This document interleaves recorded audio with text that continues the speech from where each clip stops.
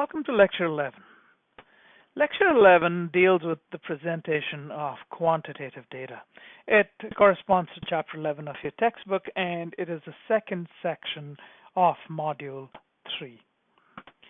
Now, quantitative data, as you probably guessed, represents numerical presentation of numbers and facts and data in such a fashion. There are many ways to present quantitative data. Let's assume you've collected a whole bunch of numbers on the different things, and your textbook chapter uses an example, and we'll use that example again through this lecture just to make the point, but we can also work with some substitutions to talk about how different kinds of data may be presented. I believe your textbook uses the example where the relationship between two concepts is being considered, which is, let's say, time in hours, studying for an exam,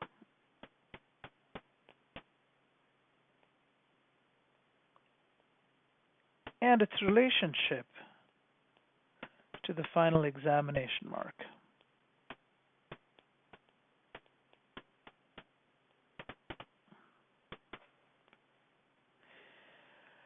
Whenever we collect data too, before we do our analysis, there are situations where we might need to include some additional data or exclude data. Let's talk about excluding data because that's what we have to do more often. Including data typically occurs logically by the process of collection of data itself. Sometimes we have to include additional factors, but since that is really exceptional, let's focus on when we might exclude data. Think about the same example that we discussed before. So you have a bunch of students in a classroom of 30 students who you're collecting information from. So you get students' biographical information on some sheet, some amount of biographical information, asking them which year of study they're in, perhaps name, perhaps roll number, or student ID. But this is with the protection of anonymity or confidentiality of that information and with ethics approval and so on. So we're assuming all that's occurred already. Now, if you have 30 students, each of them has a data sheet to fill in, and if the data sheet, has all of these columns, and then the question they're asked is, how many hours did you study? So they go ahead and document the number of hours on Monday, Tuesday, Wednesday, Thursday, Friday, Saturday, and Sunday. And they put down a certain number of hours, and then they present the mark of the final exam that they obtained to you. So whether it's an 85 or whatever it is. Now you have all of your 30 independent sheets, and then you put them together, and you have a summation sheet, and we'll talk about each of these pieces of detail shortly. But there might be sheets where students have perhaps forgotten to write their name. While that may not be important, you may still want to keep the data because it's still relevant. Just because they forgot their name doesn't make it unusable. More interestingly, you might find sheets where students did not want to disclose the mark they get. Well, those sheets become useless. What happens when students don't document their hours? Well, those sheets become useless as well. What happens when students make up numbers? So they put in random numbers just for fun because they didn't actually want to participate, but they didn't want to deal with the awkwardness of not participating because several of their peers did. So again, these are reasons to exclude. Now, depending upon the research scenario and the types of data you're collecting, there might be different reasons to exclude data. For example, you might have in your initial face page, you might have a question. Did you have a physical or mental health challenge did you have, let's just make it simple because we don't want to deal into too much. Did you have a health challenge during a preparation time? Because we don't want to, we really want to look at the relationship of hours with exam mark, and we don't want confounding factors. So to get rid of confounding factors, say we have a question which asks them if they were in good health prior to or when preparing for the exam. The students that answered that they did not enjoy good health, well, you'd have to eliminate those questionnaires. What about students who did not have the right textbook? If certain students answered that they did not use a textbook or they chose to borrow a textbook for a limited amount of time, you might want to eliminate that. You might want to eliminate students who were unable to prepare for the exam for one reason or another. And so their prep time, even though it seems that they did spend in a certain number of hours, that may not have been under the best frame of mind. So there are different reasons, and this is something you would discuss with your professor or the principal researcher to figure out what kinds of data sets we exclude. So getting back to the example, if this is, once you put all the summary sheets together and you count up everybody's hours, and you jot them, student number 1 through 30 is here, and you start jotting down each of the marks, each of the hours, and you put in the number of hours that they studied over the week, and then their corresponding score. Now, if I were to simply ask you, well, can you tell me how the number of hours correlates to the exam score? You might stare at this table for several minutes and say, this is too complicated. I'm going to have to figure this out. This is going to take me some time. And so what your textbook recommends is codifying or providing codes and then categorizing the data.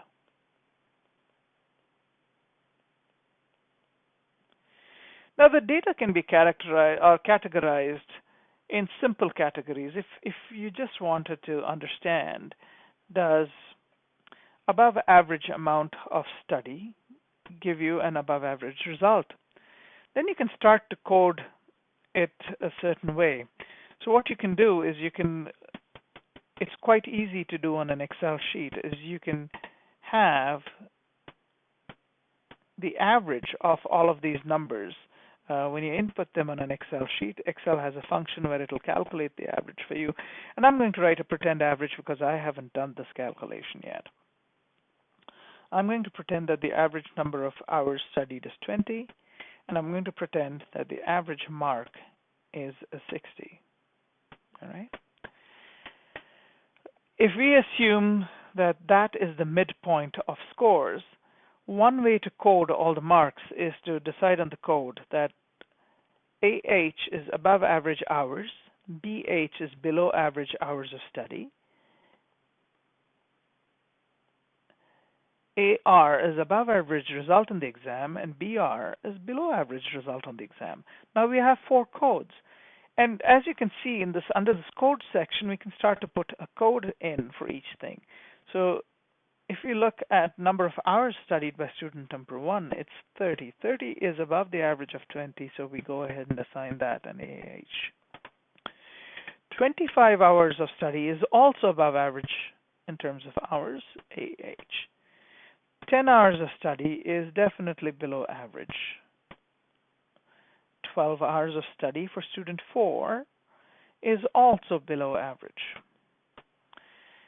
Moving forward, you can put in a code for each of these students for the hours. The same can be done for the exam mark. A 98% is an above average result. 99 is an above average result. A 50 is a below average result. A 44 is below average result. A 65 above average, and so on. So as a result of this, what happens is at the end, you can add up the number of above average hours you'll have a certain number. You can add up the number of below average hours for each of the 30 students. And, I don't know what those numbers are. I haven't calculated it, but let's say this is 17 and this is 13. The total always is 30, right? Because you have 30 students. Same for scores. There's a certain number of above average results, and there's a number of below average results. Let's say this is 21, and then this should be a 9, giving you a total of 30. Because that's how many results you have. That's how many students you have. Anyway, so this is a table. Table 11.2 shows how the codification occurs and how they code for each student or each result. Table 11.3 shows you, so when we represent data in our reports or our study presentations, you can represent everything as tables. It's called a tabular presentation. It's the most basic form of presentation. It's very clear. Tabular data is pretty clear. It's not, there are better forms of representing it. Often graphs are much more depictive, but this will work just as well. Notice a few things about tables that present data. Your x-axis are the variable that you consider independent.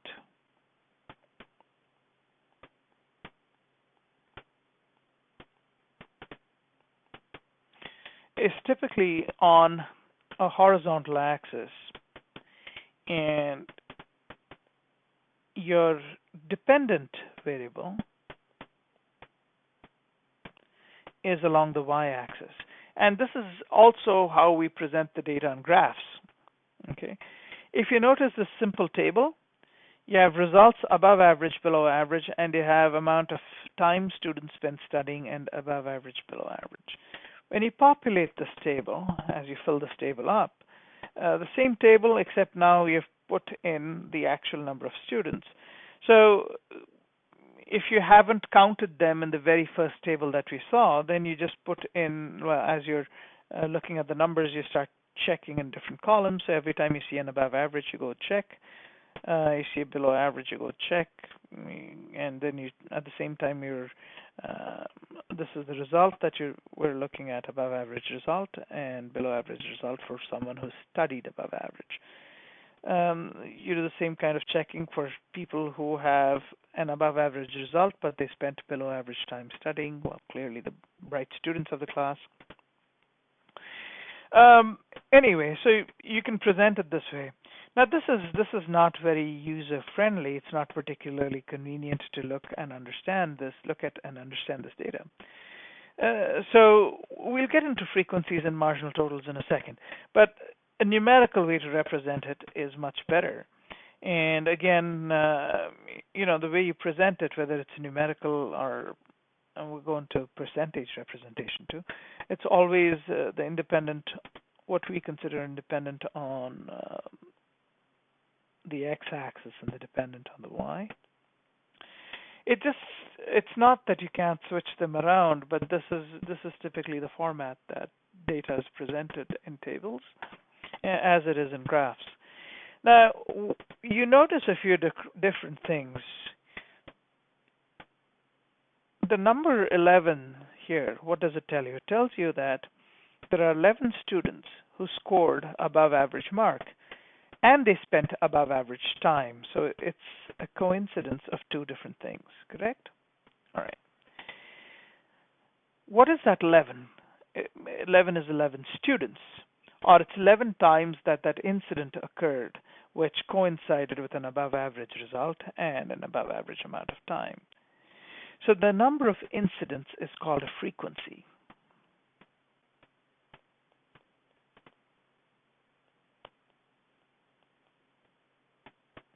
We are often used to listening to things about radio wave frequency, radio frequency, cell phone frequencies, and so on. It is an extension of the same idea. It's instead of oscillations that a wave pattern goes through. This is the number of times a certain incident represents itself. So that's what a frequency means, and you're exposed to this concept in your textbook. The second concept is marginal totals. So often when we represent tables such as this, one thing to be mindful of is that the total number of students who spent above average time studying was 16, 11 plus 5, 16, and that is shown at the bottom. The total number of students who spent below average time studying is 14, and that is indicated here. Okay? The number of students that got above average result, whether they studied more or less, is 13, and the students that got a below average results, whether they studied more or less, is 17. The thing is, your number of results under both circumstances, low amount of studying or high amount of studying, and the number of students spending different amounts of hours, they are always 30. That can never change.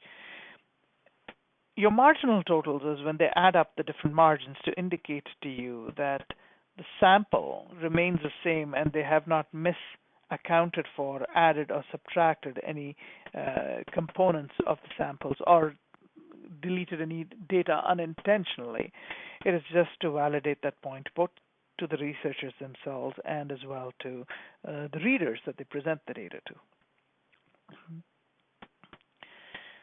Now, the example we took represented data in a numerical fashion, and that's possible because the numbers are small. Consider a hypothetical situation where you're looking at changes in population,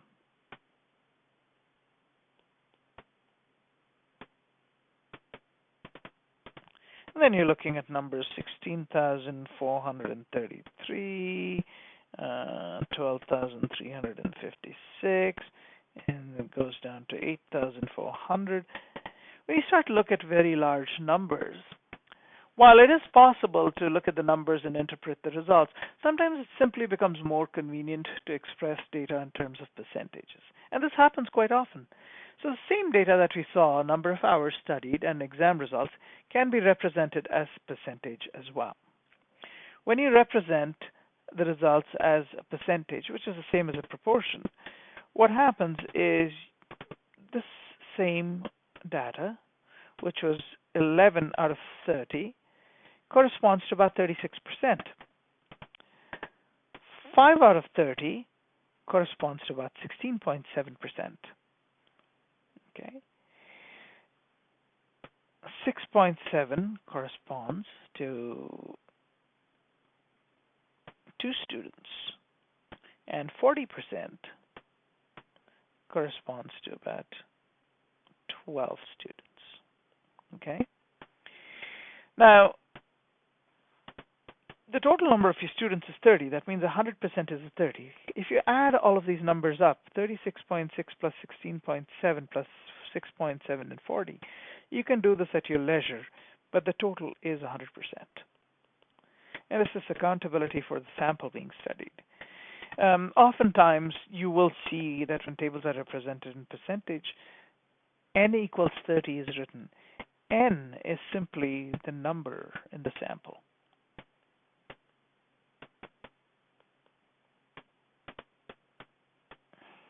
Okay. Sometimes column totals will be provided, and then you have an n is 16 or an n is 14.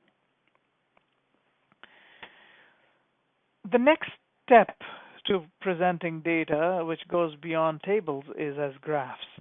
The same data that we spoke about. So, we know that we have 11 students who got above average marks. We have a total of 13 students who got above average mark. 11 studied more and 2 studied less. Now, if we were to present that as a graph and we said, well, we'll make 2 categories, studied more than average and studied less than average. And then we have the actual number of students.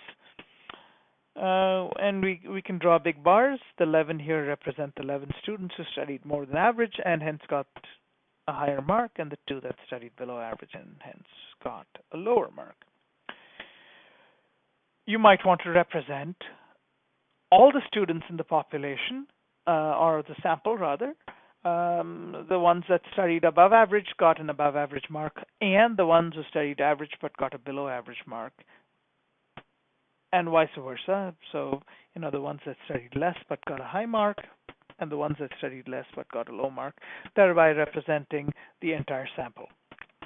And it's not particularly complicated to do. You decide your midpoint here is your average, and you have two separate categories.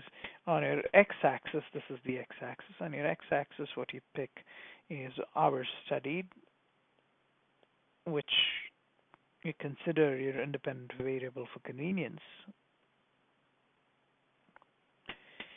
And then what you can do is you can demonstrate that there were 5 students who studied above average time, but they didn't really make the above average mark.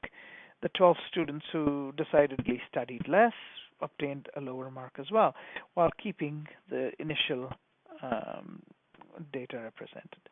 These kind of graphs are called bar graphs. They are often referred to as histograms as well. And the idea is that they represent frequency or the number of incidents themselves. It's a great visual. There are many different ways to represent data, and it depends on what you are trying to depict in your graph.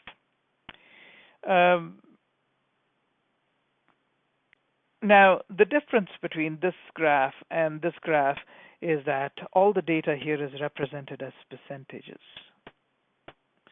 And you notice that there are 2 separate codes. Okay, and there are separate labels at the bottom. So number of the percentage of students who studied more than average, 68.7 studied more than average, and they scored above average. The percentage of students who studied less than average and they scored above average is the 14.3, and most of the students who studied below average got a below average mark. You can represent it as percentages as well, and then you don't have an x and a y axis, but it's more of a very visual quantitative format. So you can, this bar graph depicts the same result, but it uses percentages, very much like the options that we have for representing tabular data. Now, this kind of chart is called a pie chart or a pie graph. The question is, where is the independent variable? And where's the dependent variable? And of course, if you have read the chapter, which I'm hoping you do before you turn on the lecture, it's quite obvious that pie charts are not used to suggest relationships between 2 different variables. Pie charts typically demonstrate proportionality.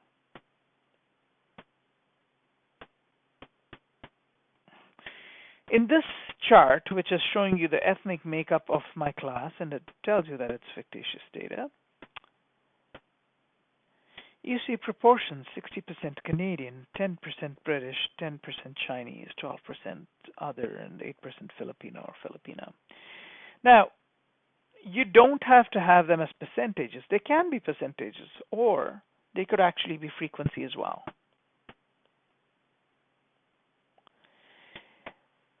The reason you don't use the absolute numbers themselves is because the calculation becomes much more complex, because then you have to relate the frequency to 360 degrees, which are available around this axis.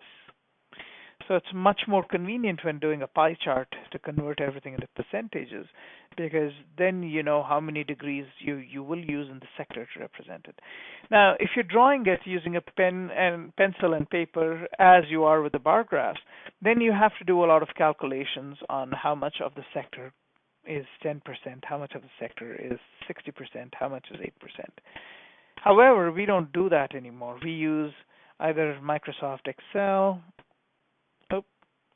or Google Sheets. I can't spell today, and I apologize. Or any of the different data processing software, and they will figure out the percentage of the circle that each of those sectors occupies. So we don't really have to physically do any of those things. We just have to put the data in and ask for the appropriate graph to be drawn. Yet another way to represent data is the scattergram. A scattergram does not pick up averages. A scattergram shows the actual distribution. So I'm going to take us right back to the original slide with the numbers. Oh, there we go. Now, all of this data can be represented in terms of individual student as dots on a graph. We'll go back to that. So what can be done is the number of hours, which is an independent variable, can be plotted on the x-axis, as it's done here. And the number of marks is on the x-axis. And what we would do in the old days is we would take a ruler, and we would place the ruler if student number 4 studied for 12 hours, we would place the ruler at 12, and then we'd see what mark they had. Let's say they had a 44, like it suggests. So there'd be a second ruler placed here, and we would draw 2 lines to that spot, indicating that was student 4. We would repeat the same exercise for each student depending on the number of hours they studied and the mark they got, thereby having dots all over the place.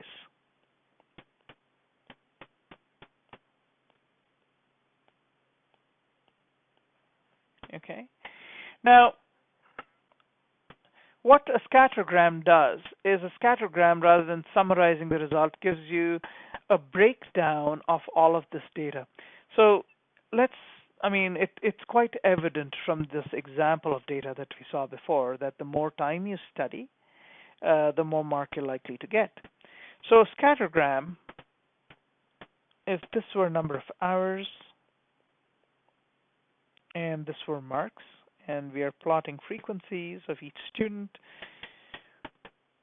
we would assume that because of the relationship between more study and more marks, we would get a distribution of dots for each student, which looks something like this. Now, again, in the old days, what we would have to do is we would be able to plot a line, assuming a center point to all of these, something like this. These days, we have computer software that calculates what we know as a regression. And don't worry, you are not going to get quizzed on what these different terms are. But we can make a line that represents the data that we're seeing through a scattergram. And that kind of suggests a relationship between the two variables, the number of hours and the marks on an exam. Okay. So this kind of a graph where points regress is called a line graph, and the line itself is called a trend line because it captures the basic trend that is being observed. Now, trends in immigration graph, this is more absolute because the absolute numbers of immigration are available and they're plotted against the year, which is your independent variable. And the number of immigrants is called a dependent variable. Now, you might have a question. How does the number of immigrants depend on the year? And I'll answer that the number of, it's a great question because the number of immigrants does not depend on the year. That is just a matter of fact. Oftentimes when plotting data where one may not be the consequence of another, for example, the year may not be the consequence of the number of immigrants. There might be several confounding factors in play. Maybe political decisions, maybe the quota of immigrants coming in, maybe lesser global tumult or more global tumult, which influences all of these factors. But when looking at changing a longitudinal scenario, even though the number of immigrants coming in is not necessarily, well, it is dependent on the year. We just don't know all the factors associated with the influx of immigrants. We know that the constancy, the passage of time year to year is consistent. So the variable that's always consistent is taken as the independent variable. And the fluctuating variable, which is perhaps a subject of several different predicted and unpredicted and foreseen and unforeseen events over the years. That's taken as a dependent. That's why you plot the number of immigrants against the time, even though they're not, we don't necessarily see the cause and effect here, or the causal relationship here. Okay? So you see a trend line, it goes up and down, and you see change in the number of immigrants. So this kind of a graph is called a line graph.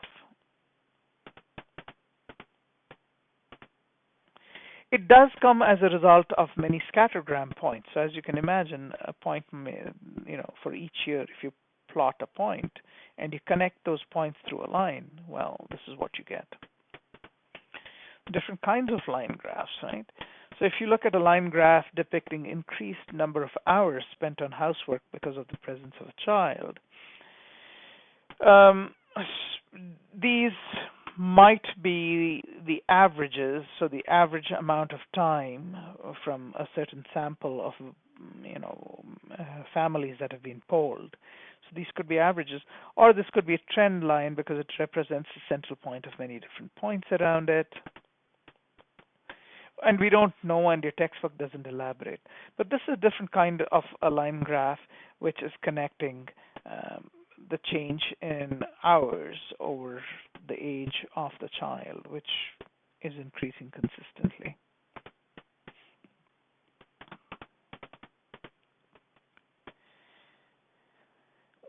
While reading and interpreting line graphs, and while making your own line graphs, there are several things to consider.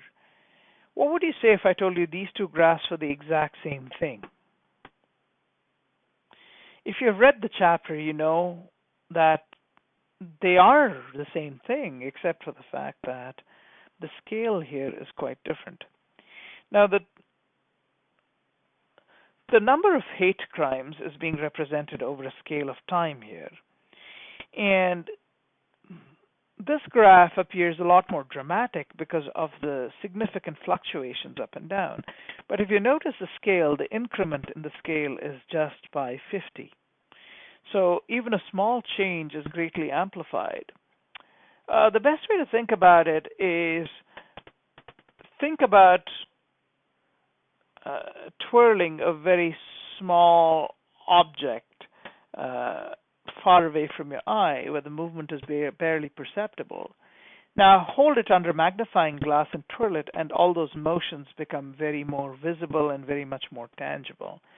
And it's very much the same. When the scale is smaller, fluctuations are more easily visualized. Even though they are the same exact graph, they look quite different. So be mindful of the scale and be mindful of what you wish to communicate in your graphs. Obviously, a smaller increase in scale confers greater sensitivity.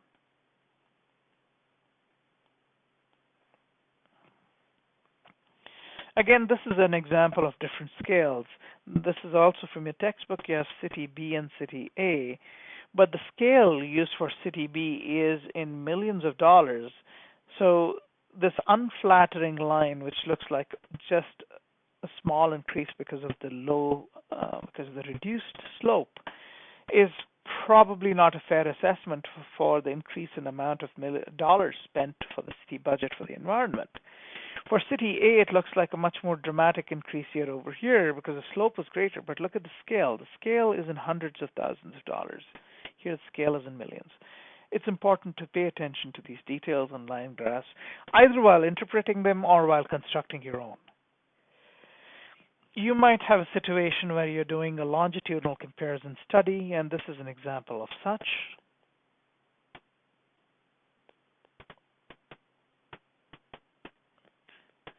So this is an example of 3 cell phone services being compared in terms of number of calls received each month. It's a line graph.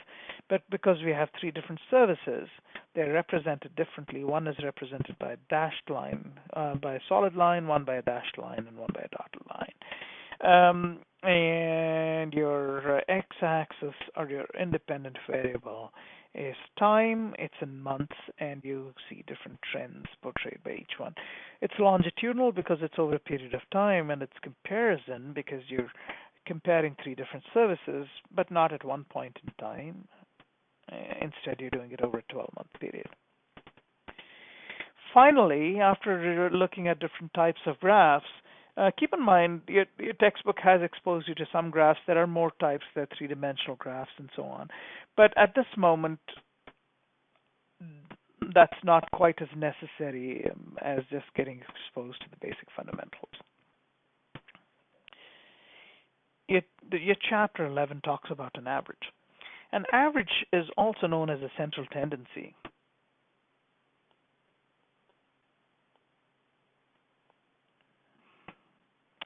We use averages a lot. Let me give you an example. Let's say you're having a conversation with a friend, and you tell your friend, well, I was helping in the community, I was sandbagging, and those bags are so heavy. So your friend, sympathetic as he is to your cause, says, sandbagging, eh? Yeah, well, that's hard work. Each of those bags is like 50 pounds. So, 50 pounds? And you think about it later and you say, well, what do you mean 50 pounds? My friend didn't measure that bag. How does he know it's 50 pounds? And then you call him up and ask him, hey, buddy, how come you told me that you thought that the bags are 50 pounds? And then your friend goes ahead and says, well, on give or take, you could probably get a bag that's 55, maybe a bag that's 48, but on average, it's 50 pounds. So what does this on average mean, and what does it indicate to you? So the average means that not every measurement is going to be that number, but give or take, most of your measurements will be around that number. And that's why it's central. It's a central tendency. Think of it as a central truth. So when you think about a sandbag, you're thinking about a gunny sack with about 50 pounds of sand, right? You know that not every sack will be a gunny sack, but on average they are made of that jute-like material. On average, they weigh about 50 pounds. So that's what an average means. An average is a central tendency. It's something that represents most of the stuff that's out there. Okay, that's the best way to think of an average. Why do we pick an average? Because we want a summary answer to a question, to get an idea. So if we say the average Norwegian man, when you think about that, we're all thinking of a light-skinned male between 5'10" and 6 feet tall, perhaps with blonde or light hair, most likely white. When you say the average Indian, the average East Indian man, you're thinking of a man maybe 5'8", 5'9", maybe 5'7", slightly brown or dark brown skin tone, black hair, darker eyes, brown or black, and a certain subset of facial features. So the average, I picked an example of different ethnicities. It could be any kind of example. The average is a central tendency, a central direction which represents a larger population.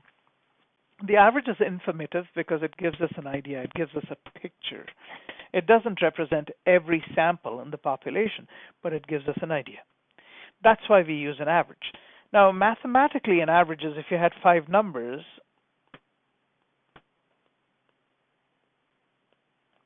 you would add them up, and then you would go ahead and divide them. In this case, there are 5 numbers. You'd go ahead and divide them by 5. If you had 20, you divide them by 20, and so on. We have calculators which will do this for us. Our Microsoft Excel or Google Sheets will also do these different functions for us. Because we want the average to be representative of the sample and hopefully the sample of the population, we want to understand a central truth about something. So if you want to know that the average gerontology exam is a high-scoring exam, what we would want to see if we were to make that supposition is that I can expect that the student coming out of that exam will have scored, if the odd student that coming out of that exam room would have scored an 80, okay, if that's a high score. So it has to represent a population, and it has to support a supposition. Now, there are different kinds of averages. The mean, as you know, is representative of, you add everything up and you divide them.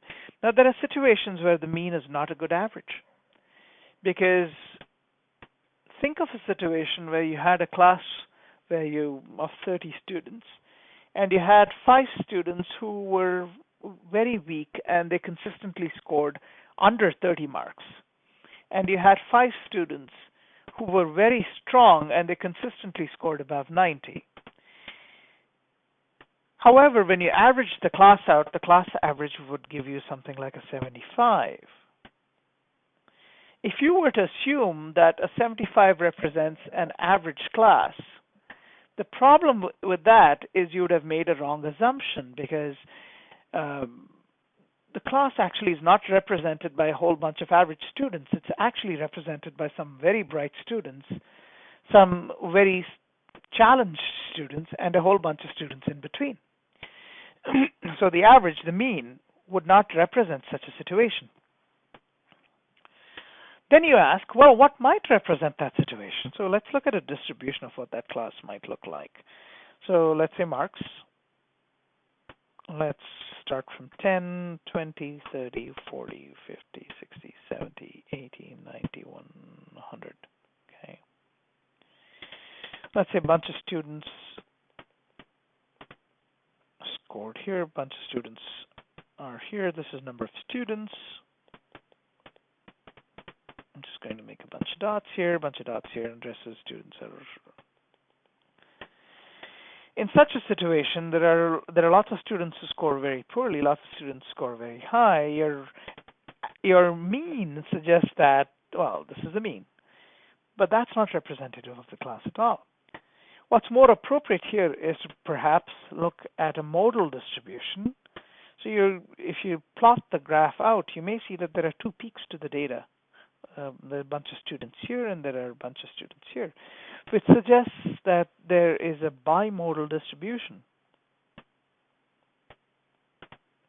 which means that there are 2 types of students, at least, in the class.